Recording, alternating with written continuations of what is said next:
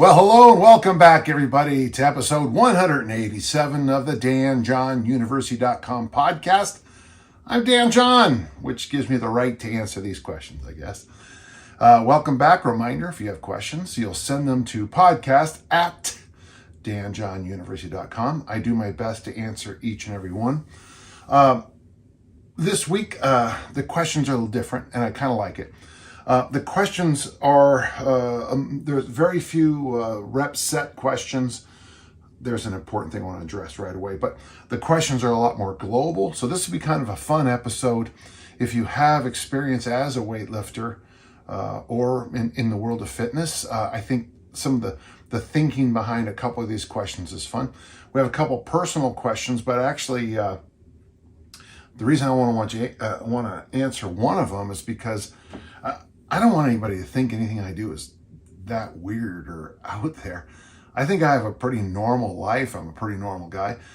I am different, and I'm proud of that.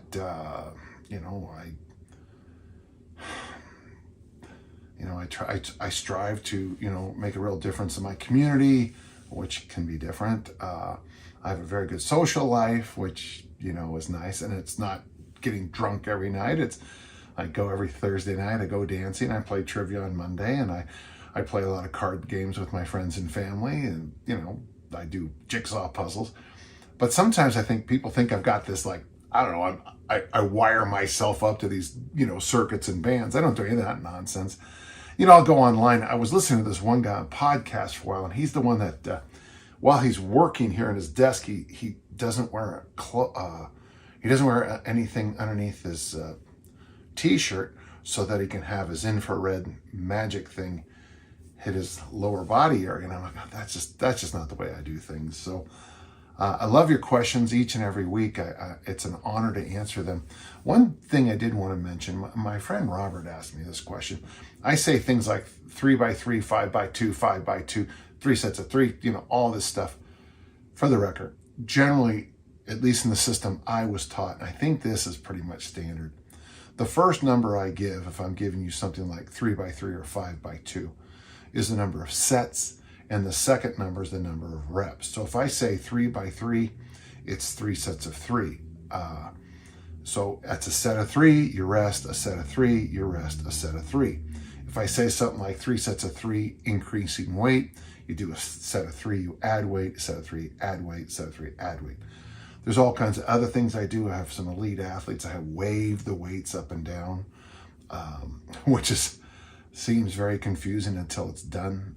The other day with one of my athletes, we did that, and we dropped her front squat way back in the middle of the workout, and she looked at me like, this is a waste of time. Well, she shot up out of the bottom like, someone lit a rocket underneath her, and the last 2 heavy sets were beautiful. So generally, when I give workouts, for normal people, I like something like 3x8, 3 sets of 8, a set of 8, rest, set of 8, rest, set of 8. That's my favorite kind of thing to do with most people. As you get a little bit better, we have to add load. That's why I like 5-3-2, a set of 5, add weight, a set of 3, add weight, and then make that damn double. When I do things like ladders, sometimes we'll keep the weight steady, but we'll do something like a set of 1, a set of 2, a set of 1 rep, a set of 2 reps, a set of 3 reps, and then followed by a set of 1, a set of 2, a set of 3, followed by a 1, a 2, a 3. Those are ladders. Generally, if I'm working on bigger lifts, I like to go the opposite way.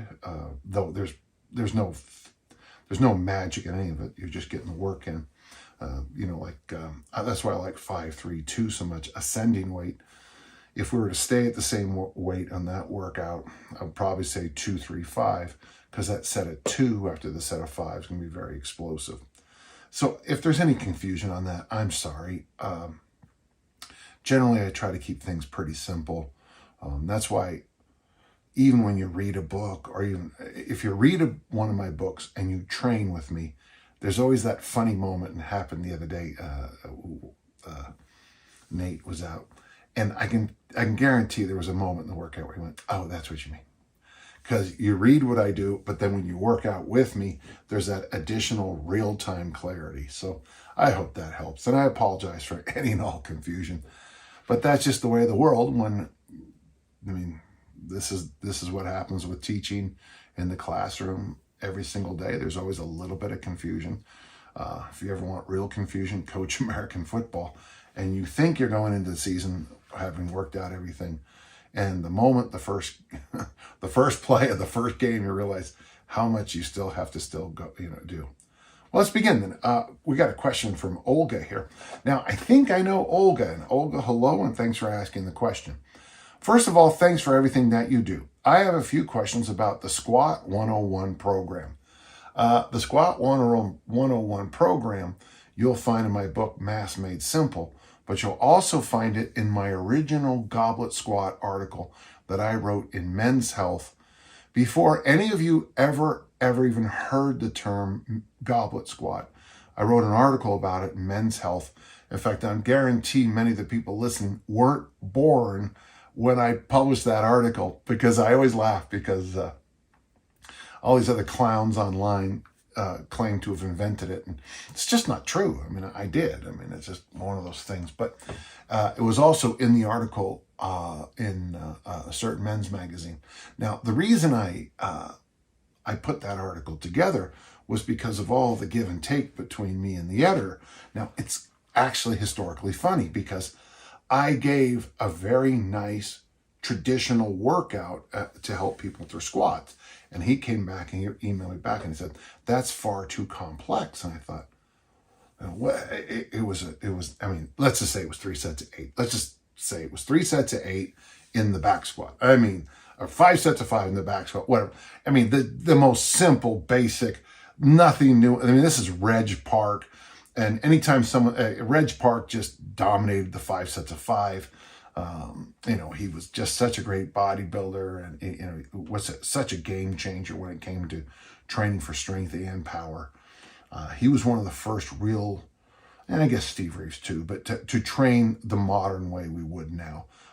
Before Reg Park and Steve Reeves, you probably had a lot of bodybuilders who would do a few sets of Olympic lifts and then a whole bunch, just like 20 or 30 or 40 different exercises.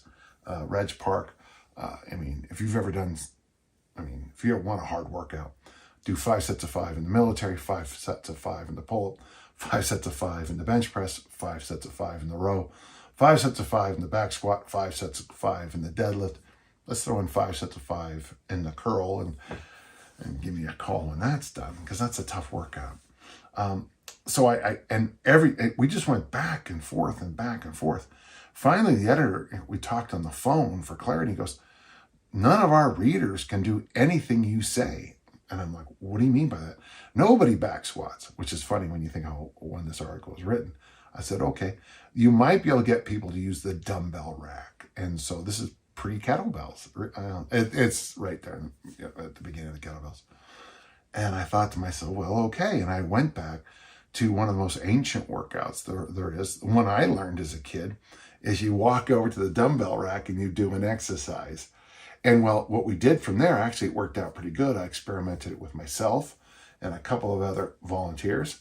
And we did the whole, you go up the rack so you do a set of 5, goblet squatting with 20 pounds. A set of 5 with 25, a set of 5 with 30, a set of 5 with 35, 40, 45, 50 until you get tired. So that's day 1. Day 2 is you start the heavy and go backwards. And day 3, you go up and down. Well, if repetition, which I think is the mother of implementation, is true, and it is, that's a pretty good workout. So first off, that was just a general answer to what Olga is asking about. And it's my squat, I call it the Squat 101 program.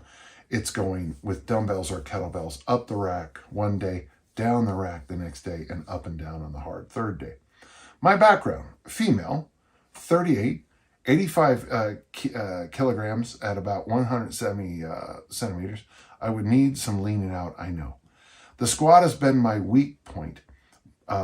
The back squat has always felt uncomfortable and insecure. In the front squat, I've never went above 25 kilograms before the form would start deteriorating. So I stick to the goblet squat, which is a good idea for most people, and you're 38, so there's nothing wrong with that, only for the sake of making the movement. Anyway, I have the desire to upgrade the game a bit and make it my goal to go to my first powerlifting competition by the end of the year. That's great. Therefore, I need to improve my squatting. I would start with your Squat 101 program, so I have a few questions. Is that a good program to start as a powerlifter? Olga, I like where you're. This would be a very good, what we used to call early preseason. Now I'm sure there's lots of fancier words for it, but it's back when I trained. You used to do a lot of general work, and then of course those bogus Soviet things came out with general preparatory and all that nonsense. But this is just good old-fashioned general training, and I'm a big believer in it, okay? Just don't turn it into a religious tradition. That's all I'm asking. So yeah, Squat 101, I think would be a really good thing, but you are going to have to, start training powerlifting style, maybe at least 5 to 6 months before you compete. One, what are the other exercises in the program? Well, that was the problem. It was assumed in this program that you were training and that you wanted to add squats to your program. So Olga, for the original article, it was an addition. And that was another issue we're having in putting the article together, is that I thought that squats were like the meat and potatoes, and the editor thought of them as spice. Cumin or turmeric or something. You just, sprinkle it on, And I was like, no, squats are really a big deal. And the editor would write me back, well, is it like, wrist curls? Yeah, I've never heard wrist curls compared to squats in my life. And that was the first time. So if you were going to do something like this program, here's the nice thing about it. You could do goblet squats and presses, maybe double presses, go up the rack one day, go down the rack, go up and down the third. That would be pretty good. You would probably have to do a pull, and since you're going to powerlift, you're going to have to do a hinge movement and a loaded carry. So yeah, you could just throw this into a traditional training program. There'd be nothing wrong with that at all.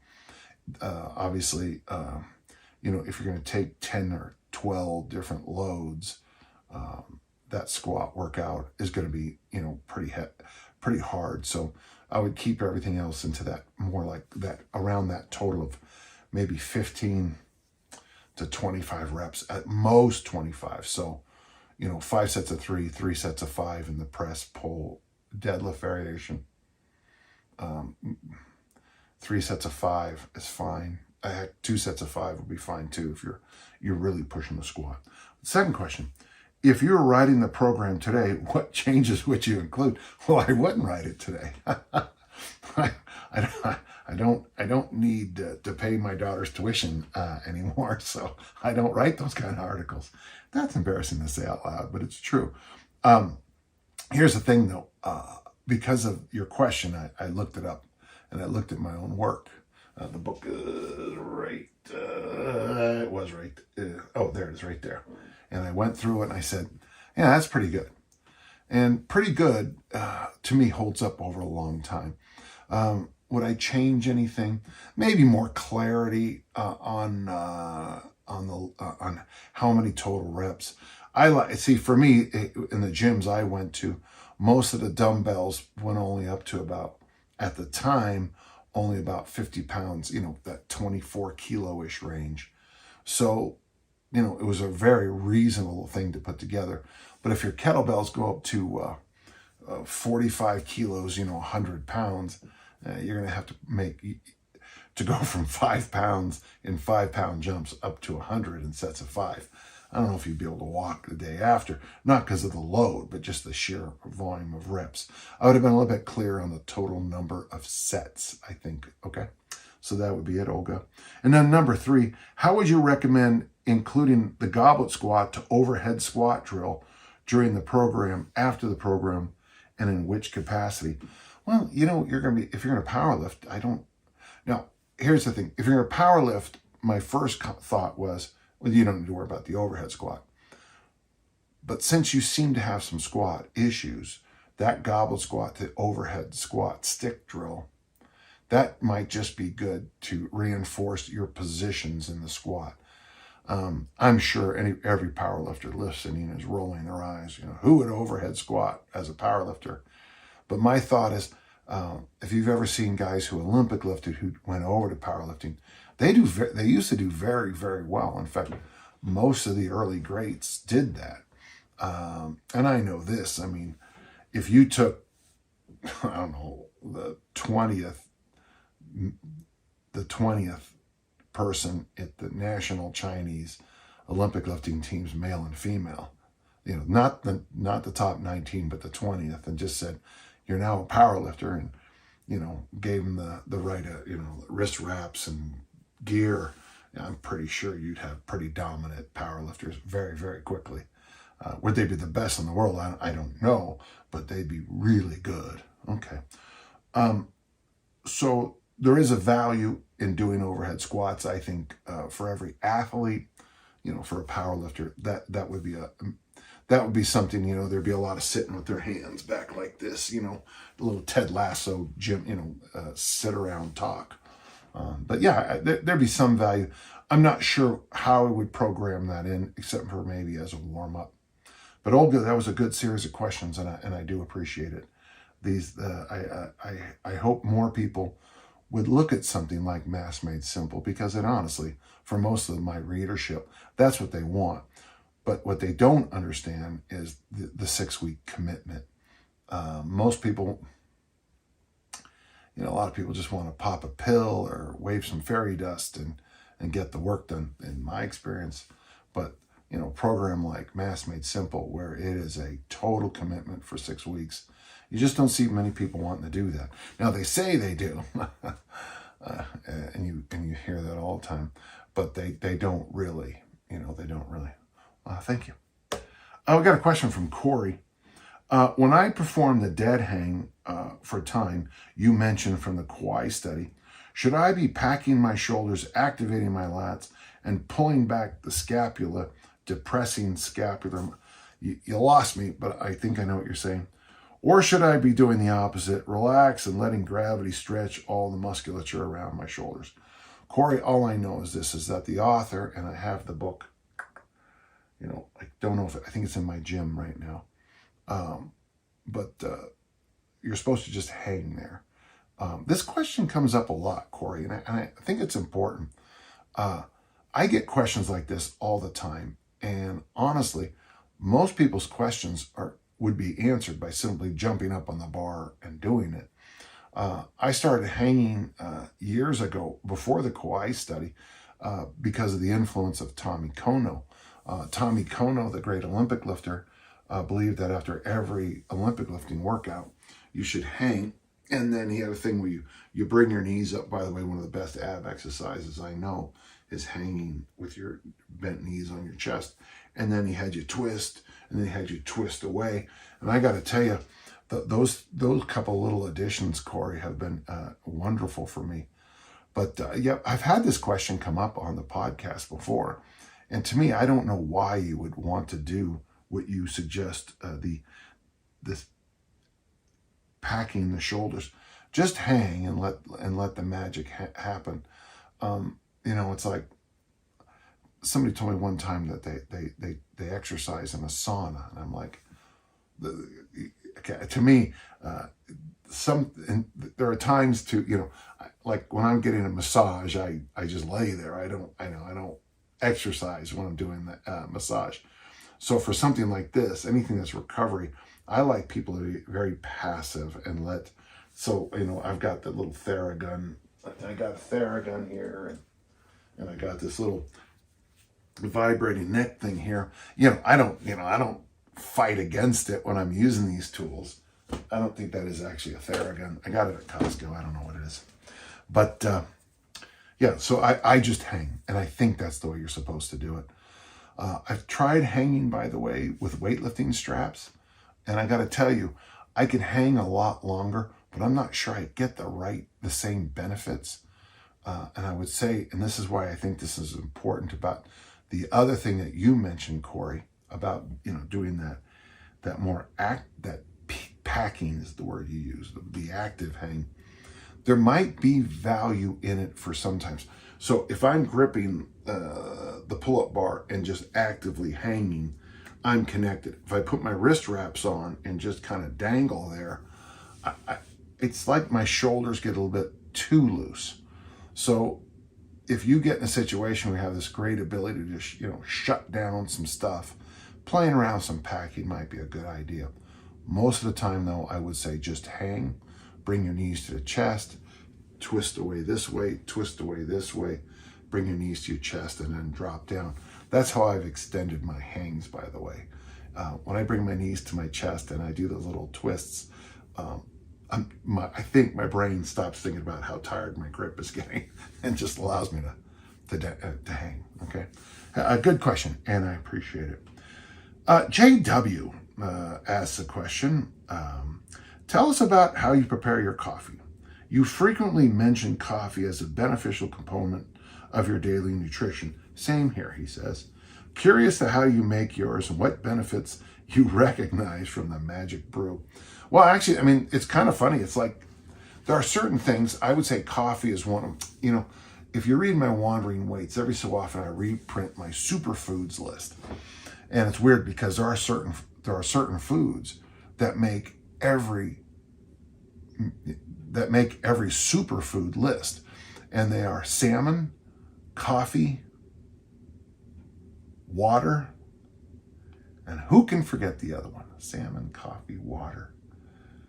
And there's one other, but I'm not worried about it right now. And it'll just bug me for the rest of the day. But the thing about coffee is that its benefits. So I was told by somebody that if you look at coffee that's been sitting in a pot for a while, it gets that bluish gold color to it, the oils color up. Somebody told me that is where the antioxidants in coffee are. But the interesting thing is if you were to make a pill with just that blue gold oil or grease or whatever it is, you don't really get the benefits out of it. So benefit number one is it's hot liquid. And if you read up on Ayurvedic medicine, that's the traditional medicine system from India. Sipping hot water by itself has got tons of benefits. When I was in the Middle East, of course, I was suffering with that liver parasite, and I became, actually it was kind of cool because the one thing about the Egyptian people, they're wonderfully kind people. And when they knew I was sick, they would sit around and they were pushing mint tea down my throat a lot, hot mint tea. And then I started doing a lot of I started drinking a lot more regional. And it's interesting, if you read Beau Geste, unabridged, you'll find that in Beau Geste, there's lots and lots of references to the tradition of drinking coffee there.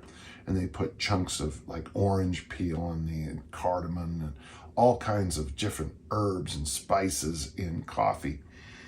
And so at the very first level, the tradition of drinking hot liquids seems to be a good thing to do. If you notice around the world, almost every tradition has hot food and hot drinks and fermented drinks as pillars. I know here in the United States, there's some religions that are against hot drinks and alcohol, which is a fermented thing. And I keep thinking that is completely against everything in our tradition. It's interesting too, because I was reading the other day that somebody said that intermittent fasting is bad for you. And I'm like, that is part of our tradition in every religious traditions. From what I discovered about my family tree, in our family tradition, sweating is considered a very helpful thing. I have a sauna right next door. So it's interesting to think that hot drinks, fermented drinks, fasting, and then any kind of focused sweating, like in a sauna or a steam room or whatever you decide to do.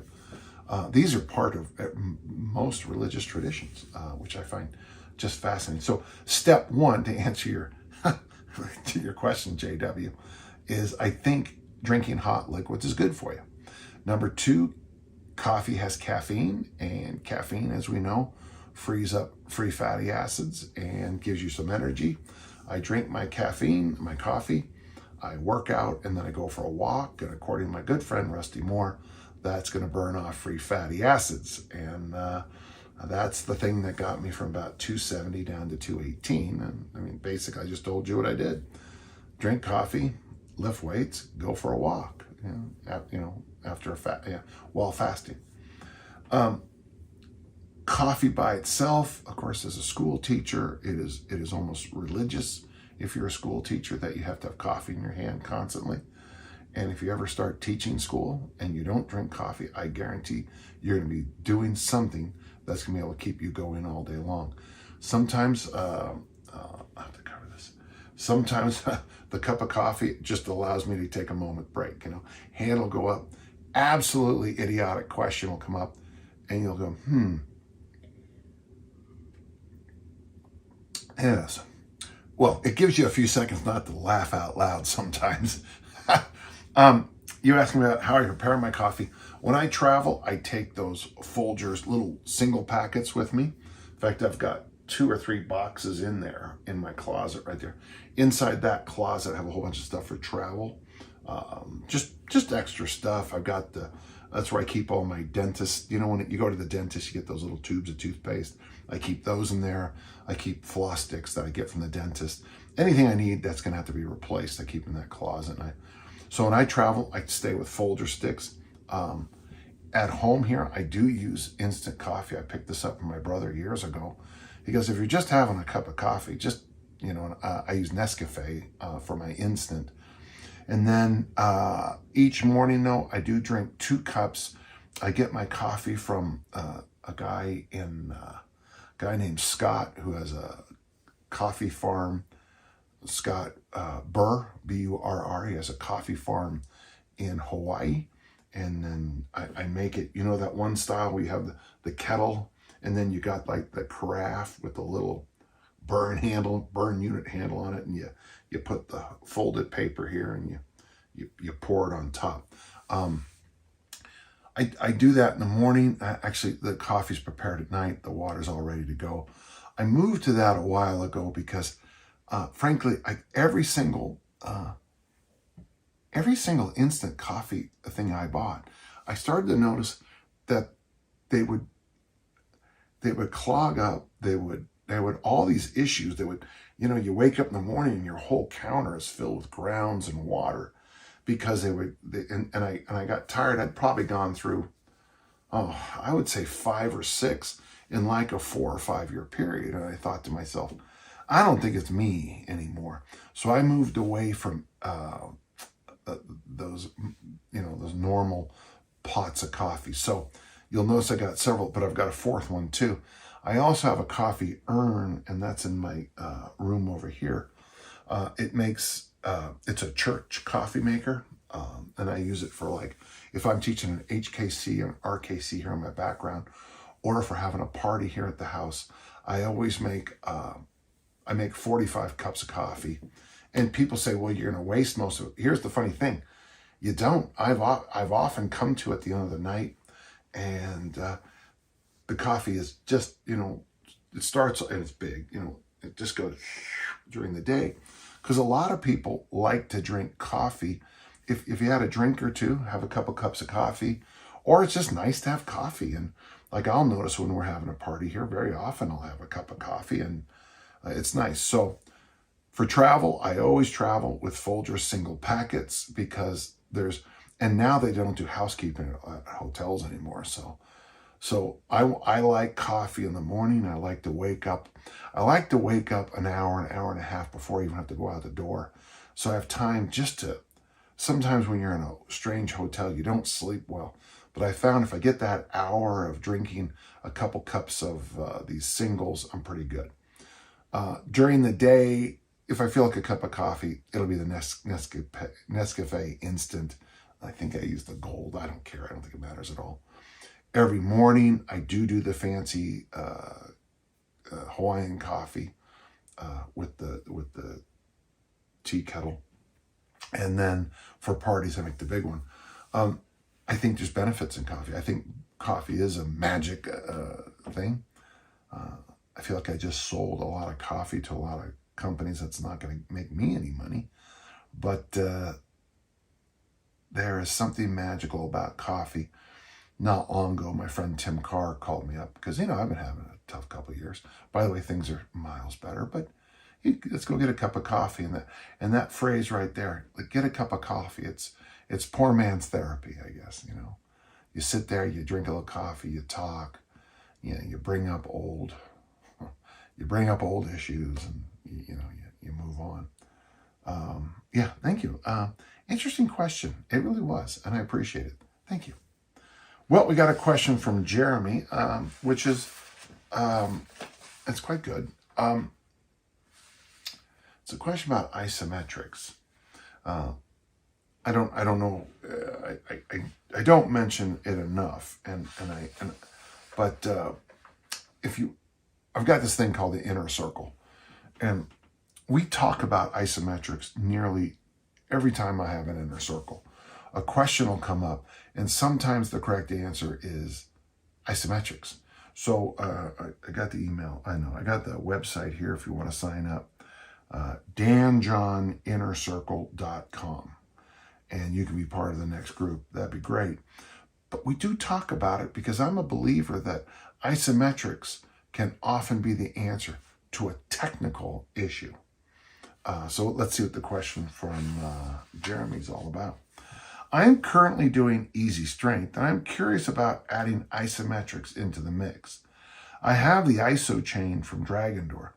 I have not played with it, though, to know how I feel about it one way or the other. I haven't played with it enough, so he doesn't know how he feels about it. But I'm always interested in unconventional approaches. The only time I've heard you mention isometrics, you seem to be suggesting its use as a means of coordinating muscle groups to generate more power. Yeah, I think that's the best thing you can do. And also, like in the discus, you move so fast that you can miss a position. So I use isometrics to teach it. I've used isometrics even in something as complex as American football, just to get someone to understand this is where I want you to be, when you do this, that, or this. When you look at how I approach teaching the kettlebell swing, you'll notice that I start with planks, and planks are they're isometrics.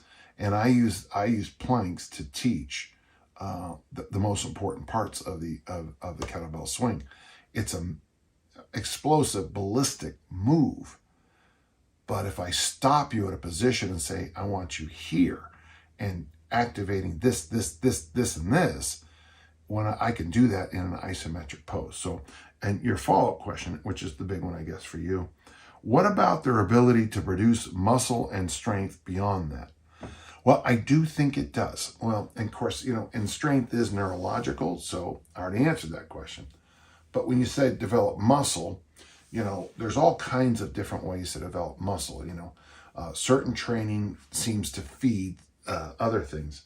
One of the things that will shock a lot of people is, that's the old joke about how weak bodybuilders can be. Now I know someone's going to write about, and it's going to send it in, they're going to write about some bodybuilder who used heavy loads. But very often when you train with the bodybuilder, I've got that great picture of Arnold. It's signed by Dave Draper. Arnold and Dave Draper, training together, and the loads they're using is it's what high school boys use, literally every single day of the week. I'm not ripping on Arnold or Dave at all. Dave is a good friend of mine, and I've met Arnold a few times at the premiere of Pumping Iron.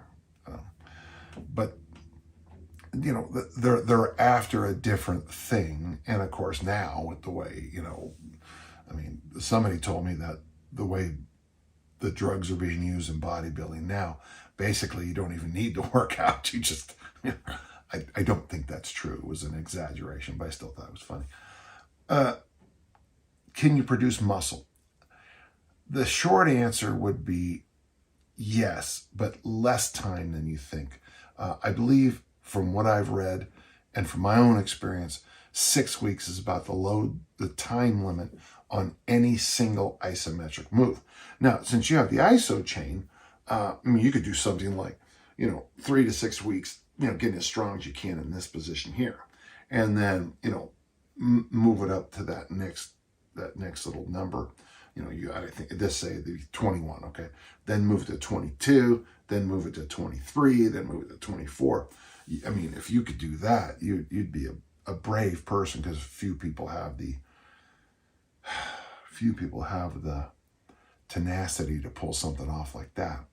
Now, would you build muscle? It seems to me, and I think most people would agree, that to build muscle, you do need more time under tension. Now, you'll get very strong with 6 to 12 second, and this is what Bill March discovered, 6 to 12 month bursts. But to get the hypertrophy out of it, if that's what you mean by building muscle, because you have to be careful, because when you say muscle and strength, muscle is a different thing. An elite sprinter has muscles, but I can guarantee if you looked, you might be able to tell an elite sprinter's muscle just by one cell versus a completely untrained person's muscle cell. And you probably will be able to tell us an elite sprinter's muscles versus maybe even an elite powerlifter. They'd be pretty close, but I wouldn't be surprised if there were some differences, though I have no idea. So the answer to your question, and it would have been really nice if I'd have answered it succinctly, do isometrics build strength? I think yes. And I think because strength is neurological. Do isometrics build muscle? Okay, that's a hazier question. Having said that, if you get stronger and say like because you had this sticking point in your bench press right here, and because of isometrics for 6 weeks, in my case, it was front squats and it worked great for me.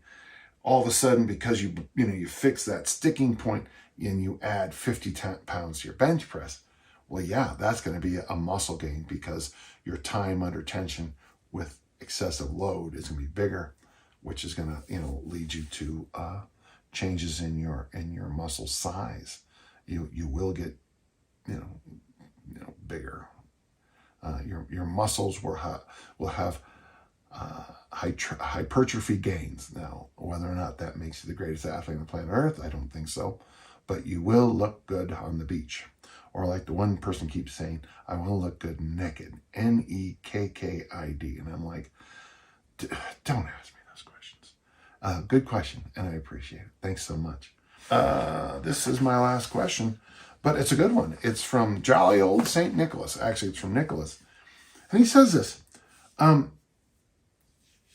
I've been looking forward to this question the whole podcast, because it is something that I think is important. You are very vocal in your sensible critique of binary either-or questions in the manner in which they promote the cognitive distortion of Nick and white thinking. I'm thinking that might be black and white thinking. As a scholar and theologian, could you go deeper into explaining how this informs your interpretation of the principles of non-contradiction and excluded middle, particularly as regards the question of whether such axioms are true or false? I get the sense from what you have presented about phenomenology that your approach is holistic, but I'm curious to know how you analyze such issues and how they inform your theological and philosophical outlook. If you can think of any connections to amateur home S&C training, that would be even more interesting. Well, yeah, I mean, just about everything that comes up. I'm in a workshop it was pre-COVID, and this guy asked me about occlusion training. It's when you It's when you put the big wrap on your arm and you take the blood out of it. And he goes, do you do it? And I go, no. He goes, well, the research. And he just kind of gets up my grill like I'm an idiot. Yeah, well, the best place for the research on this particular thing is St. Mary's University in Twickenham, London, where I'm a senior lecturer. And I've used the equipment we use because it's top-end stuff. I'm answering your question, Nicholas. But the problem is this. Our bands that we use cost $5,000. And we also have to monitor little things like blood pressure. And you got to make sure you don't do anything stupid like destroy the person's limb. So if you do this kind of training, and of course the long-term, I remember one time I did it and I couldn't use my arm for days. So let's just say this, I might have had some minor strength and hypertrophy increases. But I also lost almost a week of training. And so how many weeks of training can an elite athlete lose before you start going, we need to just get you doing things? So, yeah, my theology background helps me. It basically, and this is important. Let's start here from the basics. Yes, I have a background of theology. My background of theology was based on my love of philosophy. My love of philosophy was based on the fact that I might have been the best geometry student in Mr. Sawtell's class ever, to the point that he had to give me my own quizzes and demand that I do even more, because I could answer, on those proofs that everyone had, given into proof. I could come up with 3 or 4 different routes on every single one and defend each one of them. With the most efficient one, the easiest one usually, was the one he wanted. But I had other ways of doing it, and I loved it. I loved the logic of geometry. If you don't know geometry, don't study philosophy. You don't know geometry, run screaming from theology. And I also believe if you don't know geometry, get the hell out of the weight room, because the givens in the weight room are the first thing. And it's a question I ask on the workout generator and everything at Dan John University. Question number 1, what's your goal? Question number 2, what equipment do you have?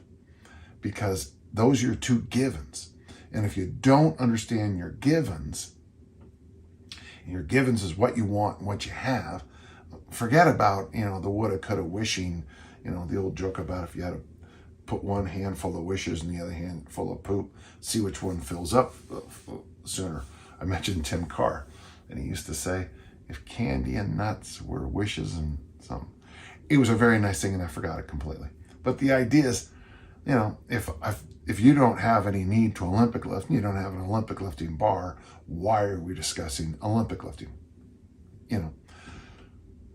Once you kind of come up with the givens and the to proves, and I hope you're following this, Nicholas, is then you can kind of fold your arms back and say, okay, how many routes can we get? For example, something as simple as, and let's just, the most common of all, fat loss. So that's the question. Every party I go to, that's what everybody asks me. And what I'd like to do is just go, there, knock all that crap out of their hand, that sticky bun and that beer is not helping with fat loss. So if it's something like fat loss, someone's going to write online, the only answer to fat loss is, and then it's the miracle product that they sell.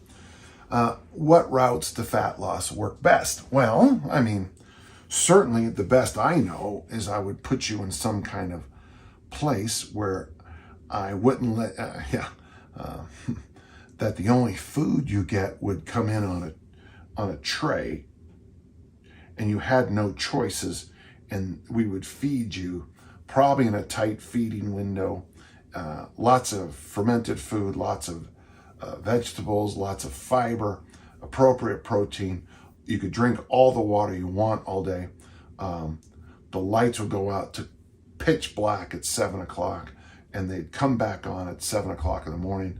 Ideally, you'd sleep through the whole night, and then I would put a little electric things on the floor, so 2 hours a day you'd be barefoot. You would get electric shocks. You'd have to bounce around the room for 2 hours a day. That by far is probably the only I can guarantee people would lose weight program. Now, there's some issues with that, like, imprisonment for, months or years at a time. That'll bother some people. Using the electric shocks to make them do their workouts, that's probably a, issue. And of course, the whole forced imprisonment thing probably is the big one. But outside of that, I mean, does high carb work for fat loss? Oh yeah. Rusty Moore, I mean, the results he gets with his people are very good. Does low carb work? Oh yeah. I mean, have you ever seen someone actually take Atkins seriously? The original Atkins, the 2-week induction, the introduction of veggies. Oh, does appropriate carbohydrates work? Oh yeah. Read Phil Maffetone, do his 2-week program, figure out what foods. Oh yeah, it works great. Wait, what did you just say, Dan? I just basically said that all routes work. All of them. I mean, I constantly go back, and it's in my books about the woman I was working with. And I asked her how many diets she'd been on. She goes, about 30. Well, and then later on told me, actually, it's more than that. 30 diets. 30. Well, that's high carb, low carb, high protein, low protein, high fat, low fat. It's the zone, the 40, 30, 30 or whatever it was. That's the this, that's the that, that's the this and that. So when somebody ever comes to me and says, it's got to be this or that, my first thought is, well, that might be true in your case, with your DNA in the situation you found, but that might not work for these other people here. When somebody asked me if you could do it all again, and I thought this was a great question. You put me back down on the planet when I'm 13 years old and do it all again, Danny. And my thought was to take Tom Fahey's advice, if I could do it all again. And all I would do is press and hinge, and then live all my life to 65, and then go back to 14 and do it all again. And just, compare and contrast which training program made Dan John throw the discus the farther. Well, there's one small issue with that. Nicholas, it's the smallest of issues. That whole time machine thing, and me reliving my life, and that would be interesting. That's obviously not workable. So for me, as a coach, when I see things that are as black and white, either or, yes, no, I always struggle with it, because something that you believe with all your heart and soul, and I agree with you too, someone over there is making great progress doing the absolute opposite of what we both said. And so one of the things I've learned in my career is I have to sit back and just keep my ears wide open, listening and learning and doing my best, because every week I learn something different and better. And again, I mentioned the inner circle. There are people in the inner circle who are floundering during some of my brilliant programs. And then I'll bump into somebody else who does really well in a program that I think is the stupidest thing I've ever read in my life. So the nice thing about my inner circle and the forum over at Dan John University, sometimes I'll get feedback on a program that I think is, I treat it like one of my daughters. I love it, but it's a miserable failure for this person. And I got to tell you, Nicholas, that's a good thing, because it keeps me grounded. It keeps me moving forward. I always crack up when I go to these forums, and I'm thinking of two of them. And basically, I hope I don't do this at my forum, but I might. But, it's the boss is always right forum. I always joke, follow the program. I followed the program. I didn't get anything. Follow the program. Yeah, I followed the program, but I didn't improve. Follow the program. I did follow, or the system is always right. And you guys know what I'm talking about. Thinking of it, there's 3 of them now. It's 4. But there's many places that, you must do this, and it just doesn't work. And you show up at that, and there's some of these systems that's like, oh yeah, only in, 15 minutes a day you can, turn yourself into a superstar. Really? Make that happen with the American football team. make an elite track and field athlete better doing that crap that you say.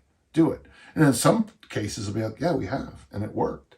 Okay. Well, now go to the place that you're, the school or the team you're talking about, and I'll look around, and I don't see anybody doing what you said. Oh, yeah, we had to adapt. I know. So for me, the reason I like both and oh, by the way, someone online said they're going to punch me in the face next time I said it depends. Hey, it depends. This guy is in Australia,